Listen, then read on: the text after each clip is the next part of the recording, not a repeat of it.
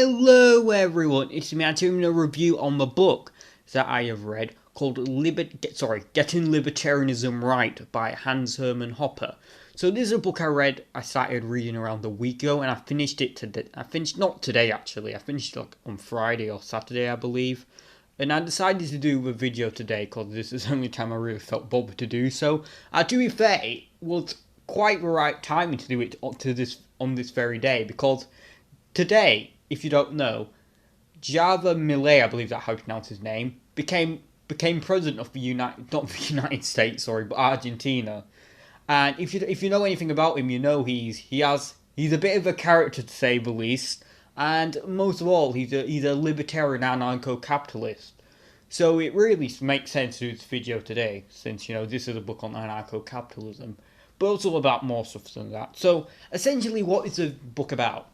So essentially, it's more like kind of just essays by Hans Hermann Hoppe talking about essentially the basics of like anarcho-capitalism. Like, if I could describe this book in just like any word, I'll say it's like a shorter, like a brief telling of like democracy, the gods that failed, because like that kind of like most people have agreed, like Hans Hermann Hoppe magnum opus is democracy, the gods that failed. So in that regard, it's kind of like that in my eyes. What I took from reading the book, since it is like only around over 100 pages long. I think it's like 120 so pages, or slightly lower than that. So it was a very short book, and essentially he does talk about like why he's against democracy in a very short way. Unlike if you read Democracy: The God That Failed, he goes in a much more thorough view why he dislikes democracy. And same thing with like anarcho-capitalism. You talk about like the legal system, which is like most people's biggest questions, apart from who will build the road when it comes to anarcho-capitalism. He does talk about it briefly, not necessarily briefly. I think that's a bit too harsh. He does talk about it, but in like a very like basic way. It's not as good as if you read one of his longer books. So in that regard, it is to me like kind of like a brief guide to Democracy: The God That Failed in a sense. But there is some more advantage to this book than Democracy: The God That Failed. That it is new. I believe this book came out around 2017, 2018. So and like Democracy: The God That Failed came out 2001. So this book is much more recent. So he does discuss things like the alt-right and their relationship to libertarianism. And he did actually do like a speech on the Propium Freedom Society, which I did listen to beforehand, which felt quite interesting. And his thoughts on the alt-right, and is it compatible with libertarianism? And his conclusion is yes, and I think that it's true as well, since I believe like if someone had like a common example would be like a no blacks or no Jews sign up outside their shop, you can't really do much about it since it's their property at the end of the day. So yeah. But you also talk about other things, such as like his relationship with Murray Rothbard, like, quite frankly, the founder of the modern libertarian movement in general, which I thought was really interesting in what their life was like in university.